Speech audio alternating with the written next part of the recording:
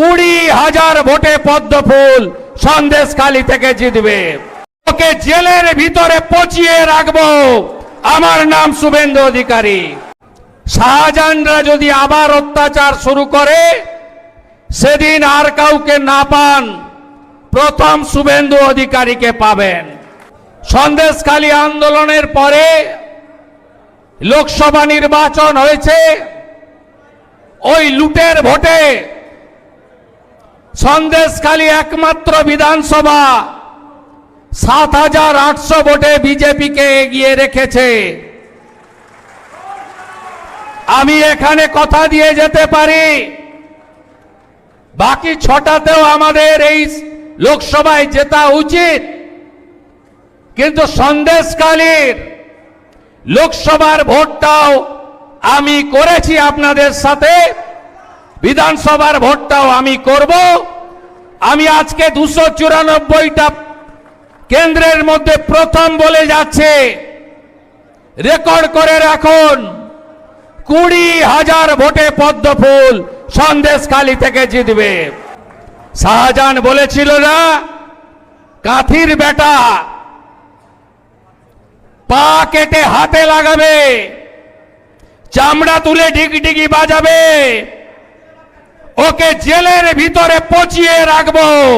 আমার নাম শুভেন্দু অধিকারী। ওই বেয়াদবের বাড়ির সামনে সরবেড়িয়ায় আমি দাঁড়িয়ে মিষ্টি খেয়েছি, মিষ্টি খাইয়ে এসেছি। আপনারা সাহস রাখুন, এবারে নরেন্দ্র মোদীজির নেতৃত্বে পরিবর্তন আসন্ন। ব্রেকফাস্টে গেছে 58 লাখ, লাঞ্চে গেছে 7 লাখ, এবারে ডিনারে বাংলাদেশি মুসলিম অনুপ্রবেশকারী ভাগো ভাগো ভাগো ভাগো, একটাও থাকবে না। এখন তো ডিটেক্ট হচ্ছে, সাপ্লিমেন্ট ভোটার লিস্টে ডিলিট হবে। বিজেপি এপ্রিল মাসে আসবে, 550 কিলোমিটার বেড়া দেব আর ডিপোর্ট করব।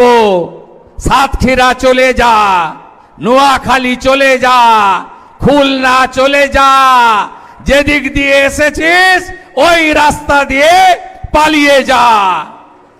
আর হিন্দু শরণার্থী ধর্ম বাঁচাতে যারা এসেছেন, মোদিজি আছে, সিএ দিয়েছেন, 2024 31 ডিসেম্বর পর্যন্ত খালার পুলিশ হাত দিতে পারবে না কোন হিন্দু শরণার্থীর গায়ে।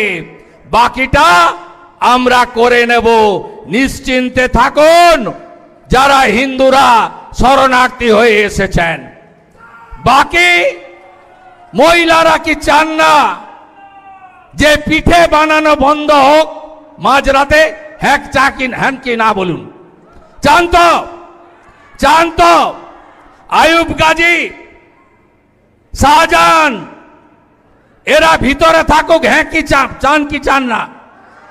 আর চান দেবদাস মন্ডল, তপন মন্ডলের মতো আর খুন চান? বলুন বলুন বলুন আপনারা। আমরা 2024-এ দুর্গাপূজায় মনে আছে তো, প্যান্ডেল থেকে গেরুয়া খুলিয়েছিল, মনে আছে? 25-এর দুর্গাপূজায়, 24-এর দুর্গাপূজায়, 23-এ করেছিল। আমরা গেরুয়া দিয়ে পুজো করে গেছি, মনে আছে? এখনো বিভক্ত থাকবেন হিন্দুরা, বিভক্ত থাকবেন? বসিরহাটের ডেমোগ্রাফি আছে? বসিরহাটের জনবিন্যাস বদলে যায়নি? এ লড়াই অস্তিত্ব রক্ষার লড়াই। এই অস্তিত্ব রক্ষার লড়াইতে পরিবর্তন